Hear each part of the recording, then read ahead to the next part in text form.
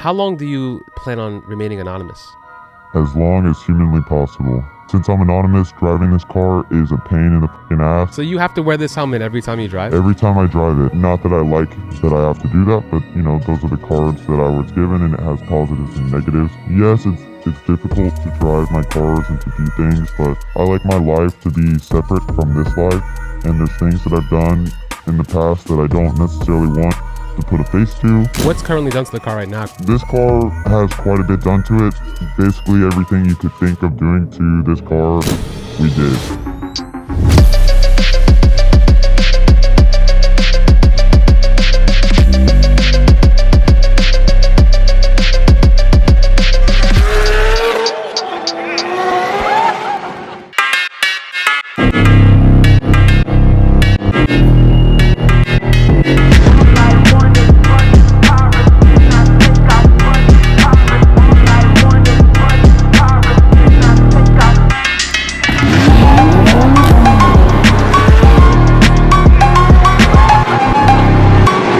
Welcome back to another episode of the Street Alpha Podcast. I am your host, Tukes. We are at Texas 2K, and we have the pleasure of stopping by and interviewing Slo.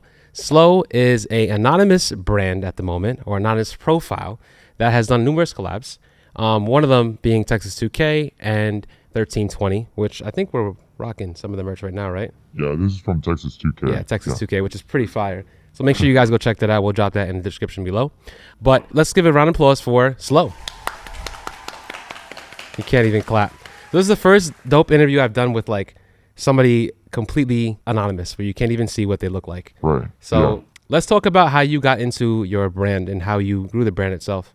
It kind of all started out with this car right behind me. I was going on social media just for fun, just shits and giggles. I would go and post myself like doing 150 mile per hour flybys on the highway. It got a lot of attention over time, and eventually a couple police departments, I would tag them and they would comment back. And I was just doing it for fun, like, you know, haha. My car was completely straight piped. It was headers, no cats, no exhaust, no nothing. And so I thought it'd be funny to get the license plate that says quiet for Texas, but it was taken. So I threw on, just a fake Texas quiet plate. All my buddies had like fake Texas plates when they'd go out racing. So I'm like, this will be mine. Back in the day, like people would have, their Instagram on their Texas fake plates and all these different things. And I thought that was really cool. So I threw it on and I started making videos just for fun. A couple of them got a lot of attention that I at first was very afraid of, but I kind of played into it. One of my first ones that ever blew up was me talking shit to a certain police department here in Texas. Yeah. They're actually one of the biggest police departments in terms of manpower. And I showed my car doing a flyby, and then I would pan over to my plate that said quiet. And I got a comment saying like, "Why are you talking shit on a police department? Can't they just look up your plate?" I was like, well, no, it's not my real plate. Right. Eventually, a couple other people, I guess, picked up on the fact that I had this, Texas quiet plate, and they made their own. So there was a guy out in the Middle East. He was from Iran, and he vinyl wrapped his own quiet plate. He threw it on his Camaro, took a video of him flying by a cop with a fake Texas quiet plate all the way in another country and sent it to me. I was like, what the I got this guy out here in the Middle East kind of doing the same thing as me. That's badass. And then another guy up in New Jersey, he had a Hellcat Charger, and he did the same thing. And he went up on an overpass and just like ripped it, and his buddy recorded him with the Texas quiet plate. I chalked a couple clips together, threw it up on the internet. I replied to one of the guys, and the video got like 6 million views about this group of people all rocking the same plate, and it has skyrocketed ever since. But that's kind of the weird thing, is I never intended to start it this way. Right. I kind of was doing my own thing, racing out there, posting it with the fake plate, and other people caught on and said, how can I be a part of this? And I was blown away that the fact that people wanted to come in and rock the same fake plate, and it had never been done before. We would have a group of people here in Texas, like 4 deep on the highway, all with the same Texas quiet plate. And our original idea was, if they call it in, if some police officer says like, I've got a black Mustang plate, quiet, Corvette, quiet, why does every plate say quiet? It would be confusing. And I guess people on the internet took to that. So we did our first drop just for shits and giggles. I never thought I would see anything like this happen after the fact. And so I had people from all over the United States all coming and buying quiet plates and then going out there and doing whatever they wanted with them. How long ago was this? 2 years ago. So after the plates, right? Did you start developing other aspects of the brand too, like apparel and? Yeah, of course. The brand kind of fell in my lap. I'd always done a lot of design on my own. Right. And I never really fully intended to create a brand out of it. But the support online was completely just right in my face. And I thought, it'd be cool to give people like something to latch onto in a community to foster that I'm kind of in control of. And I really wanted to be able to have people have an idea and a message, which was, quiet plate the world. Right. And it's taken off from there.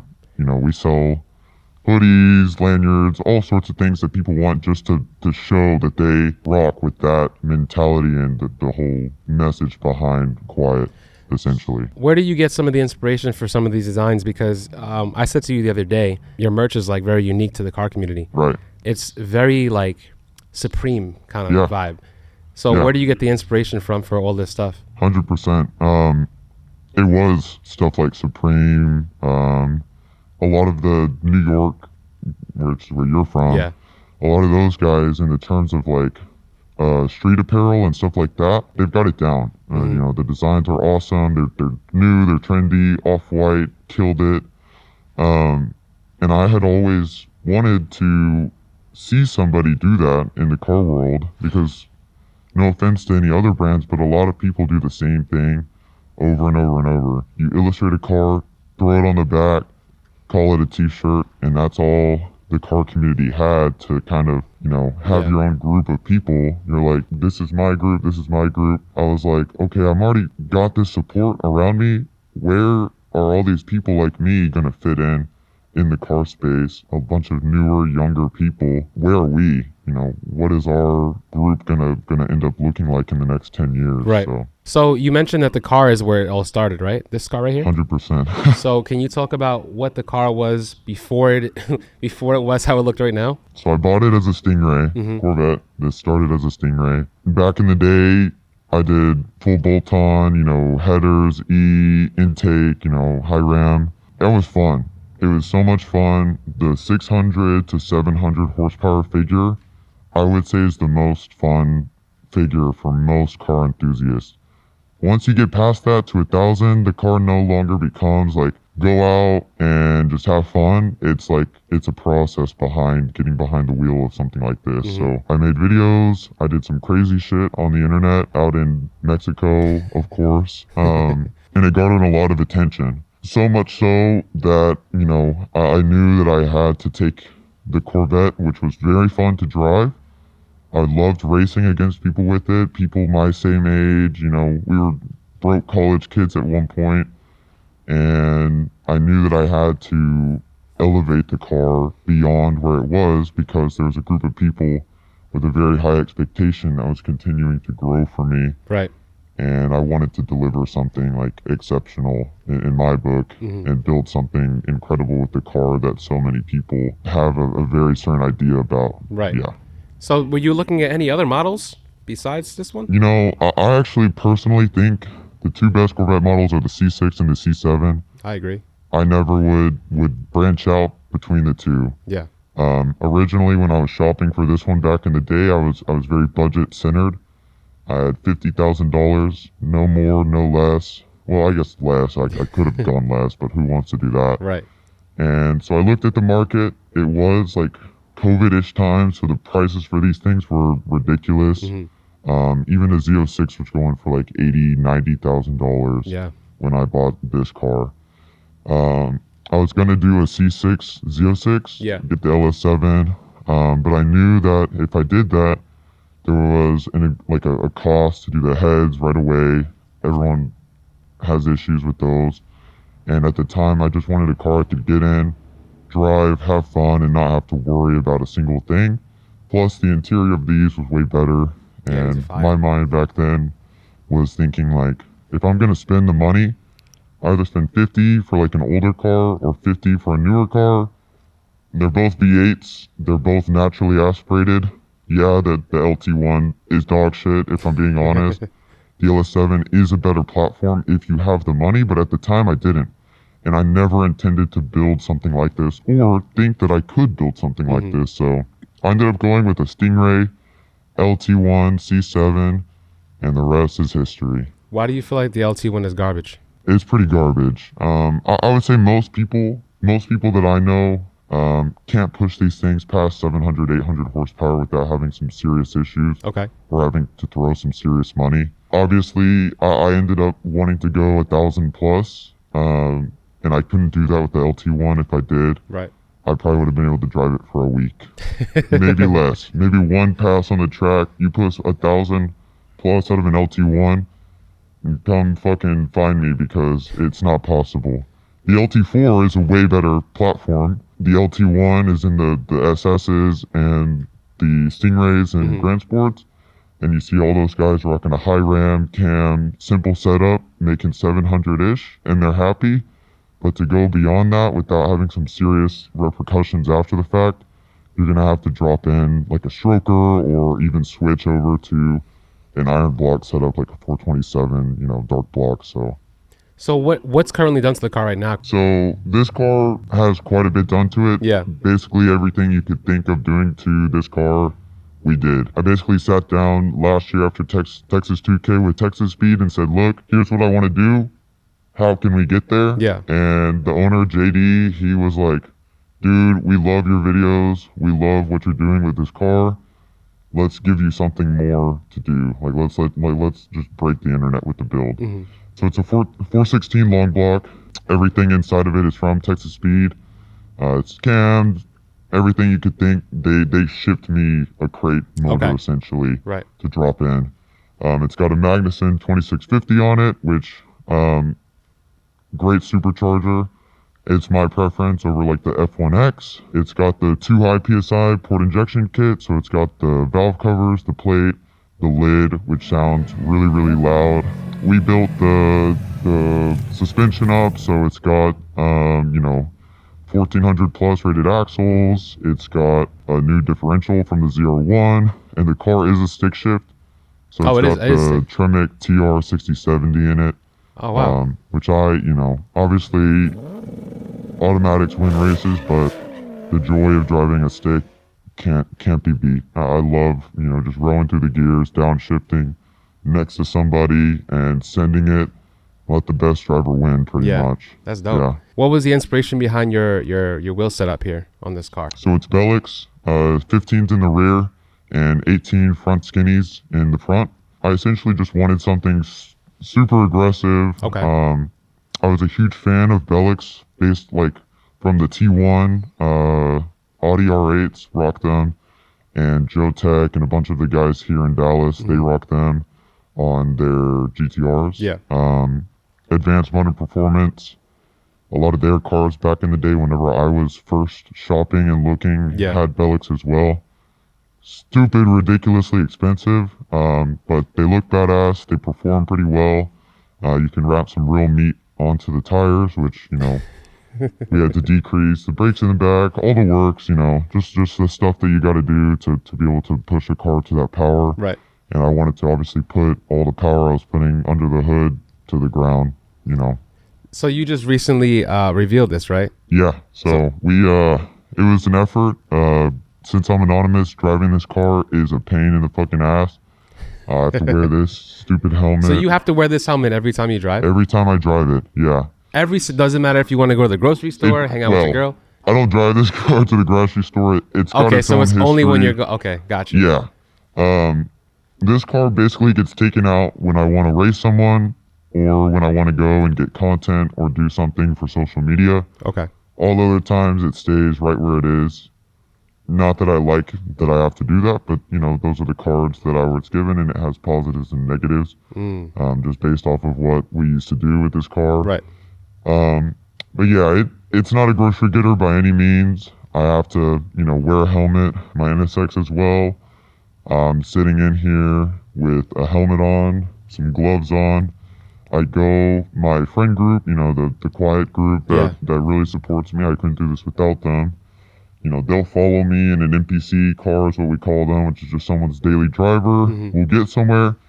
I'll get out, they swoop in, pick me up, and we go, and just the car is at, the location, or we'll trailer it in super late at night, like 4 a.m., drop it off, take care of everything. So yeah, we revealed it. I let a couple people rev it, a couple people that everyone else knows is not me. I'm like, go, my keys are going to be here. Go get in. A crowd will form. Just fucking send it after you warm it up. And yeah. So how was the reveal experience? I mean, did you even get to watch it? No, I wasn't there. Unfortunately, didn't even get to see it myself. But, a bunch of people took videos I've been able to see. And I haven't really even gotten to drive this car too much. It got done right before Texas 2K.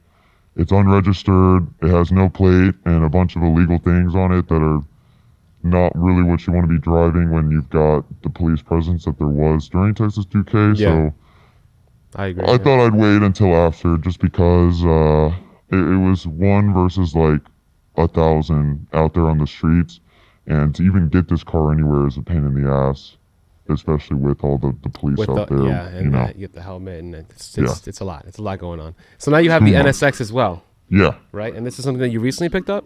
I picked it up about last summer. Yeah. Last summer. Yeah. So, do you enjoy this car more than this car? Or no? In a way, yes. Okay. The Corvette, I absolutely love it. But I'm not like a one-size-fits-all kind of guy. Gotcha. A lot of people would look at somebody who drives a car like this and think that I just love going fast and that's it. Right. But that could be the furthest from the truth. I feel very diversified in my enjoyment for cars and what I like to drive. And the NSX is probably one of the best driver cars there is. That's why I asked. Yeah. It doesn't matter if it's fast. It's probably as slow as a new Honda Civic. Yeah. I don't give a fuck, because cars are not all about going fast. People would assume, if they look at me, some dude who used to post, 180 mile per hour flybys in Mexico for fun, lights completely out, that this dude is an adrenaline junkie and only likes to go fast. But when I sit in this thing, I just feel like elegant. I don't know. I'm not elegant looking like this, but I feel like I'm wearing like a tuxedo. It's a driver's car. It's by no means going to beat anyone in a race, but that's not why Honda designed this, and that's not why I bought it. So I would say pure drivability, this one is a little more refined just on class, and then this one is just a street beast that's going to go out there and whoop some ass pretty much, yeah. And this is right-hand drive too. It's just pretty yeah. unique. So we imported it from Japan. It's right-hand drive. The display inside, the guy in Japan put in like an aftermarket screen, and when I boot the car up, it talks to me in Japanese. Oh, that's so cool. I have no clue what they're telling me. I know I couldn't even repeat it if I wanted to, but when I started up, I just hear a bunch of stuff in Japanese, and I'm just like, yeah, this shit's fucking cool. Is this manual or is this auto? No. So another thing, I love playing into it. It gets a lot of impressions and views on the internet. Yeah. The NSX is an automatic. Of course, I know how to drive stick. This car is a stick and will always remain a stick. It's just I couldn't beat the deal of getting this car for what I got it for. Of course, I wanted a manual, but also if you're sitting there and you're used to driving on the right side, shifting gears, I'm a right dominant hand guy. Using my left hand, I was like, you know what, fuck it. I'm just going to hop in this. I'm not driving fast. I'm not doing anything crazy. Throw it in drive and go. Sometimes I sit in it and wish, I had made the decision. Not saying that I won't eventually swap some stuff into this. Yeah. That's probably coming, knowing me. But it's an easy swap to switch to. It's easy, yeah. And the motor in the NSX is also dog shit. So the stock motor goes for about $13,000, but you can't really push too much out of the stock engine. You can't. And it's so valuable that I wouldn't even want to touch it.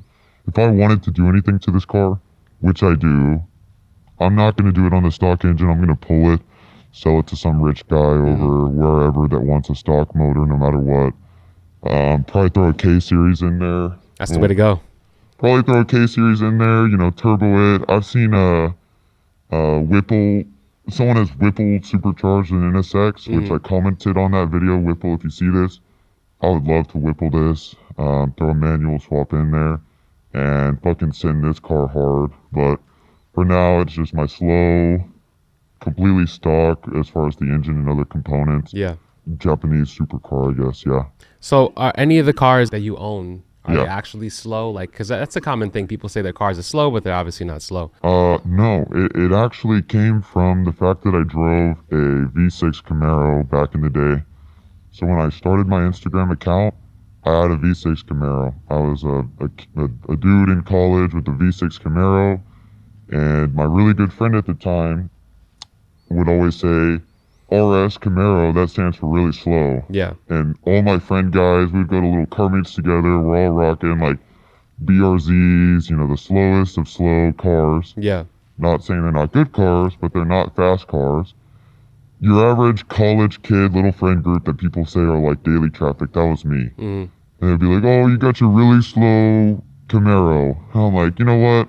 Fuck you guys. I'm going to make my name really slow. Like, I'm just going to own it and roll with it. Yeah. And we've all been there. Every car guy has owned something that's not what the crazy car they own today. Right. Or every car guy that has a car like that aspires to have a crazy car like this someday. I never thought I would attain something like this in my life, and then here you are. But yeah, the name comes from RS. I was like, fuck it, really slow. Made my name that. It's stuck ever since. I guess if you want to call this really slow, you know, we can find out. But no, I don't even race people like that either. So you don't race at all? No, there's no street racing at all in your blood at all? Yeah, 100%. No? I raced down in Mexico. We actually trailered the car down to Mexico, and that's where, you know, I think this hoodie actually says that. All activities filmed in Mexico or something. Which is pretty. Yeah, we got pretty like creative. a really good, you know, transport team, and, you know, if anyone's watching this, you know, get a transport team, tow your stuff down to Mexico, have some fun there, and then, you know, film all your videos there, and then you can come back up and live your life. But yeah, I don't grudge race or anything like that. I no offense to those guys, it's just not me. I like to do it for fun. You know, I have a group of friends. You know, I like the element of whose car is faster as like a friendly little thing. Right. Like, I spend all this money on my car. I spend all my money on my car. Your two buddies, you're like, I wonder who's faster, me or you. Go out there, find out. Which is good because I've made that clear. Hopefully after this, you know, it continues to be the same. But no one really calls me out. Everyone pretty much that is in my kind of circle, like the quiet circle. If you're gonna call me out, I'll be like, I don't fucking care, dude. Like, look at my dyno, look at your dyno. I only race for fun. I race my friends. We've got a really nice circle of people. I keep things very discreet, very low key, and that's how I get my enjoyment out of it. I don't get enjoyment of some dude I've never met calling me out on the internet. Like Deshaun, he gets called out every single day by some dude in every single state. Who? Boosted Lucky. Oh, okay. My bad. Yeah. Yeah, I'm good friends with him. I would hate to be in the position he's in. Some dude on the internet, you know, 1,000 miles away could talk shit about you and say, let's come race. And then you're like, what? I'm not going to trailer my car up to New Jersey to race. Yeah, he's got a big trailer. He's not, it's a lot, man. Yeah. It's a lot. It's like, you can talk all the shit you want on the internet. I'm not going to come to Florida to race you. You know, I've got way better things to be doing. And even if you do show up here in Texas, I probably still have better things to be doing than race you. Like, you're not even worth a tank of gas. I race for fun. That's pretty much all it is. I think that he kind of did that to himself, though, by posting the clips he did on social media. But he's awful. I mean, he's such a humble guy that I don't even think he cares. I think he's just focused on whatever he's doing. I'll tell you right now, does not give a fuck. He is the most chilled, tame person that I know. What's on the internet's what's on the internet, but I'm not going to come and call someone out because I don't want anyone to call me out. Yeah. It's not my thing. Yeah. So there has been a lot of controversy around the takeover scene and how it's affected Texas 2K and street racing just in general. Yeah. What is your take on how takeovers have affected the racing community or just car community in general? It's affected it like to a insane new magnitude that has never been seen before. And I personally think that takeovers will lead to the decline of all the car scene in totality. The takeover guys, I fucking hate them. You might be a good person outside of it, but what you're doing and your actions directly contribute to how everyone else's life is lived. So essentially, like, let's give an example. A bunch of takeover guys did a takeover in downtown Austin, which is the capital of Texas, right in front of the senators, the governor, every person that could make a law to try and combat what they were doing was being pressured by the city of Austin, the news, and everything. Like, this has gotten so out of control, they're doing it in your fucking capital. What are you going to do about it? And so the governor is like, I guess I have to do something about it, and pass the most harsh law in the history of, like, street racing in Texas. Mm-hmm. These laws are no fucking joke, and they have utilized them to the fullest extent that they can, and this recent Texas 2K is a prime example of it. But the reason that got passed was a lot of things building up to it. But the takeover down there in Austin, right in the capital, contributed to them targeting everyone. Mm-hmm. And me personally, I promote, obviously street racing is just as illegal as a takeover. Yeah. A lot of their key arguments are the only ones getting hurt are the ones participating. Not true. You go on Instagram and swipe twice and you see somebody die at a fucking takeover. And Instagram is complicit too because they push those videos to younger people. Right. They show some dude getting creamed by a car doing 5 flips in the air and landing on their head to some 12-year-old scrolling on TikTok. Right. And it's glamorized because those videos get millions of views. Second, they say, we're not doing anything that street racers aren't. They're both illegal. One is taking over an entire intersection, stopping all forms of traffic, essentially shutting an entire part of a city down. People can't get to work, emergency vehicles can't get by. You have thousands of people, hundreds to thousands of people surrounded in one area, and they're not good people. Some of them maybe, but if you see instances of takeover things, you have dudes with Dracos spinning around, shooting out guns into like a crowded area. Yeah. Some guy gets their clapped out, stolen Dodge Charger hit, hops out and starts shooting the guy in a G37, also clapped out, that hit them. It's like complete chaos. It literally looks like an anarchy scene from a movie. These guys go out and do it and terrorize parts of a town every day of the week. And if you don't think that news outlets and the general population see that, you're out of your mind. They're gonna do something about it because you are extremely loud about it. Which is funny because I name my brand Quiet because we go out, do shit in the shadows, go get your runs in.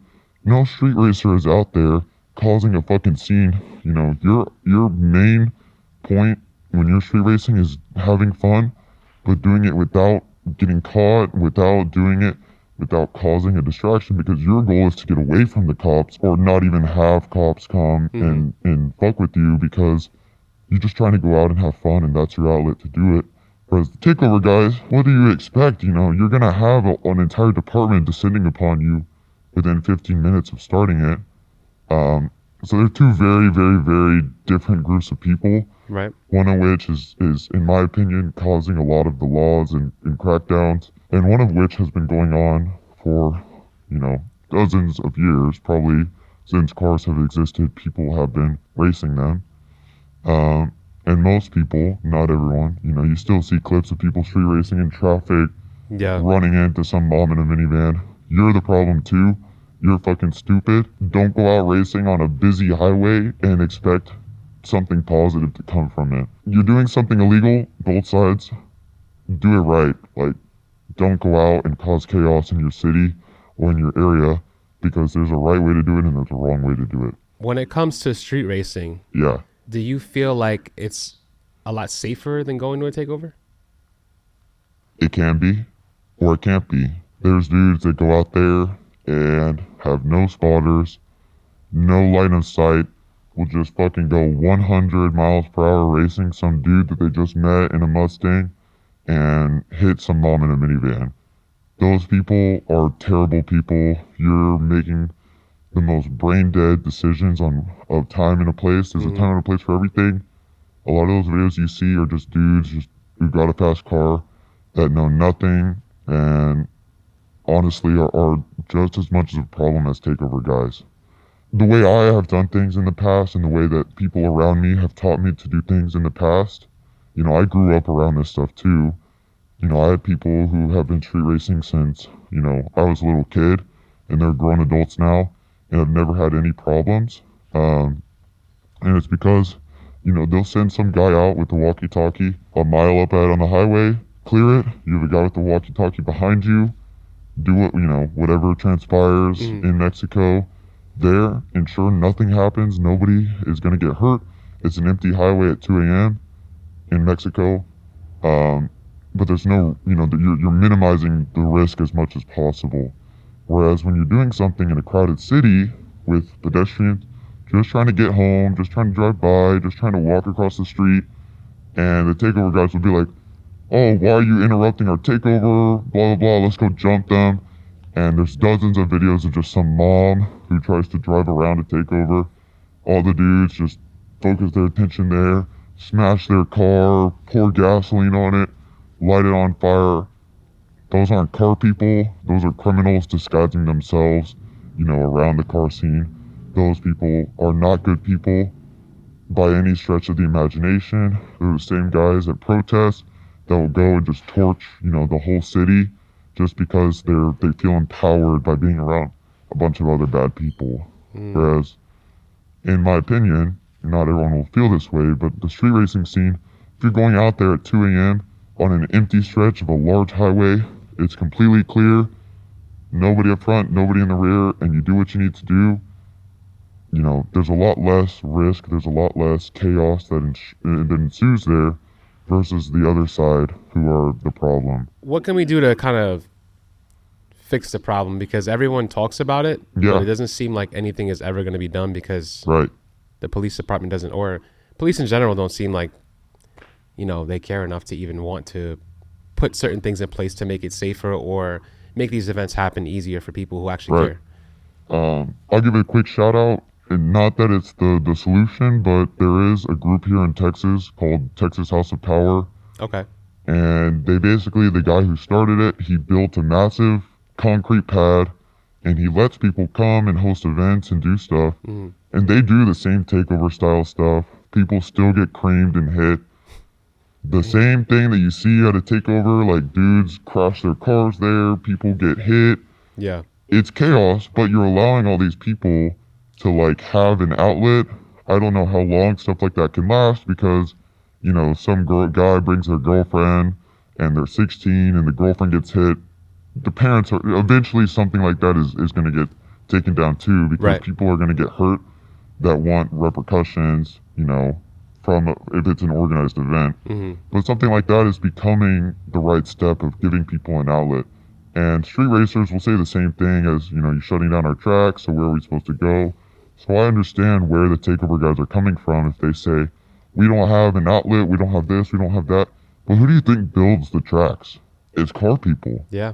Car people giving back to their community, starting a racetrack. Do you think some guy that doesn't like cars is going to build a racetrack? No. It's because the car community, everyone kind of understands each other. You pull up to a car meet, you can have a conversation with a random guy with their hood open for 30 minutes, walk away, never see them again. And it was a genuine interaction. Right. How about takeover guys start building skid pads, legal skid pads? How about you start providing that to your community? If you're a big baller guy flexing 10 stacks of money on your story, and then you go to a takeover, how about you do something for your community? How about you go out there and build a legal skid pad or make an impact? And you have to have a couple people there who are willing to invest and give their community that they care so much about, show it. We host an event up at Texas Motor Speedway. We have a legal skid pad. Last event we had, 4,000 attendees. I think one dude showed up that was like a takeover guy Yeah. and was going crazy in there. Perfectly legal. Had a huge crowd of people hyping him on. Same thrill, same everything. But you're not causing any issues. So I think that's a step. Another step is for Instagram to stop promoting it. That's a They're valid as point. complicit as the people there.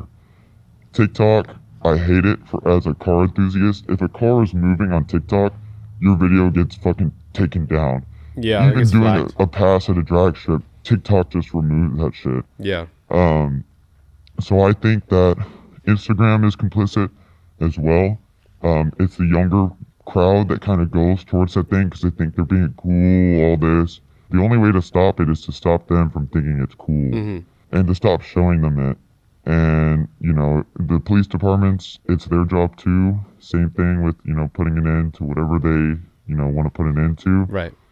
I think social media is the complete entire reason why takeovers have exploded the way they have. And I think Instagram is one of the only platforms that allows those videos to get the traction they do. And they show it to young people who see it and are glamorized by it and want to go out there. And then most of those people eventually will have a terrible experience with, you know, a takeover. Their buddy will see a bullet fly by their head, or their hit, you know, other buddy will get hit by a guy trying to do a rollback that's never drifted a day in their life. Lots of people will show up to those things and find out the hard way. But until those people find out the hard way, the best way to stop it is to stop glamorizing and showing it on our social media platforms and to stop promoting the culture. And Instagram is the number one platform that does that. You know, you scroll 10 times on Instagram and you will see somebody die. It's outrageous. I think it's, you know, I think they're just as at fault. It happens a lot when you scroll on Instagram, when you see that stuff pop up. That pops up a lot on my personal account for some reason. But yeah, and I don't engage with it. Yeah, me neither. I barely on my personal account, but I see it pop up all the time, Yep. Super odd. But well said. I mean, hopefully there is a resolution or some type of solution that we can come to kind of fix this whole takeover thing. I honestly, to be honest, I hate to say it, but I don't think anything's going to change. I would say no matter what. I mean, I do believe in, you know, fighting for what you believe is right. Yep. However, it's just something that is not. It's just I don't see it happening. I feel like it's going to get worse for a lot of things when it comes to cars. Yep. And then obviously there'll be some other political things like, you know, EPA stuff and banning gasoline cars. I would say us car enthusiasts should get involved in some way with that. Eventually, driving something like this on the road will be illegal. That's what I'm saying. By the time I have kids, maybe by the time you have kids or your kids have grandkids, even owning a car like this may become illegal one day. Right. And that's on us to fight for it. Obviously, everything's going electric, but you know, there's something that we as car enthusiasts want to and have the not obligation, but if you have a platform, I have a platform, I speak on it all the time. Like, we have to preserve our community. That's part of what Quiet is about. You know, they're banning gas cars, they're cracking down. You have no front license plate. They come and write you the book just to make a point. You know, we're being targeted, and I would say takeover guys have a huge reason why we're being targeted, because they're the guys on the news, you know, getting a police helicopter, huge story coverage.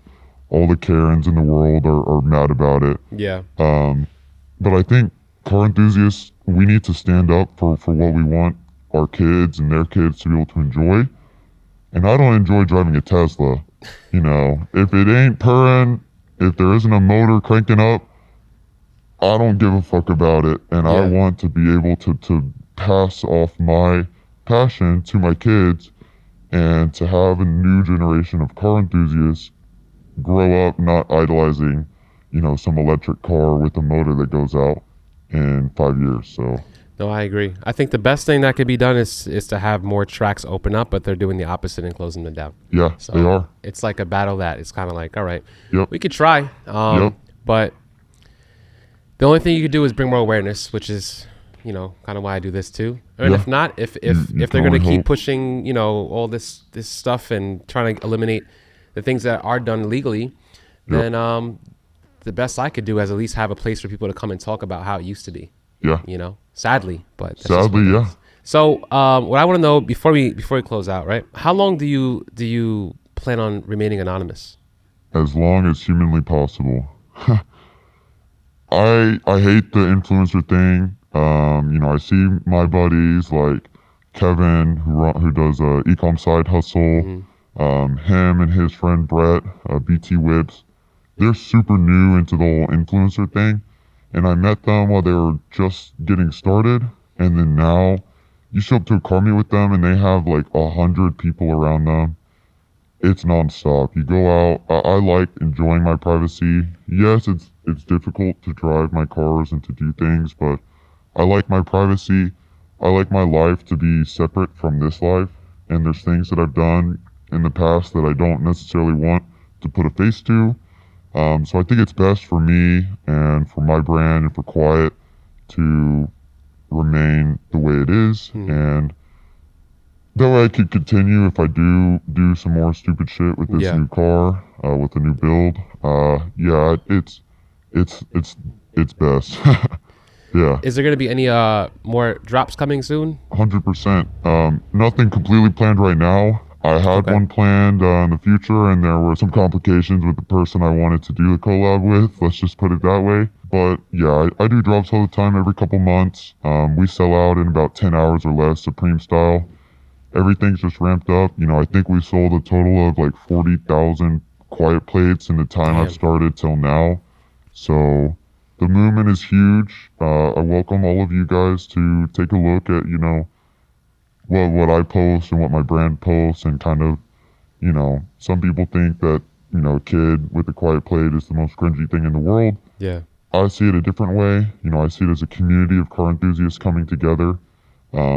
Obviously, there's the whole racing, you know, cop element to my brand. Right. But that's because of this car. But that's not all that I am. And that's not all I want to be known for. Obviously, people like that. And that's, you know, part of the reason why I am where I am today. But I also want to preserve what we have, like we just talked about. And, you know, be able to continue showing younger and people my age, you know, car enthusiasts, that there is a community for them, and there's a community of people no matter what you drive, no matter what kind of car you build. If you're an 18-year-old with a V6 Camaro, or a dude with a fully built twin turbo Mustang running a Texas 2K, you know, there's a place for you, and there's a place for everyone to come together and fight for what we want to preserve, you know. Well said. Well said. Yep. Well, can you tell the viewers and listeners where to find you?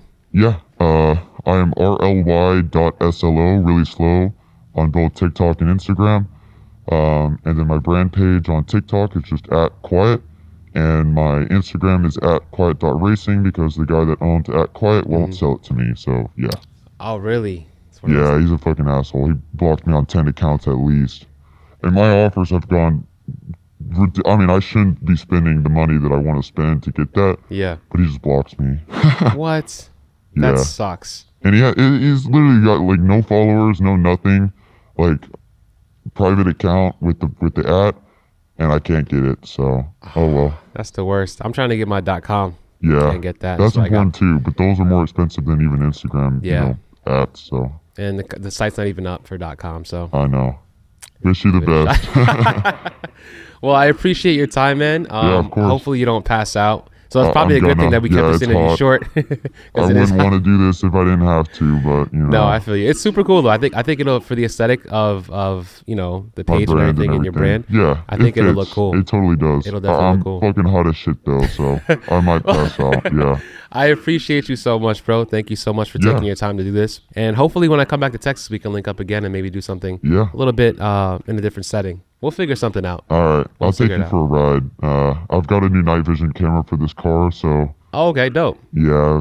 We'll go do some scary shit. Yeah, I don't think I've ever taken a ride in C7.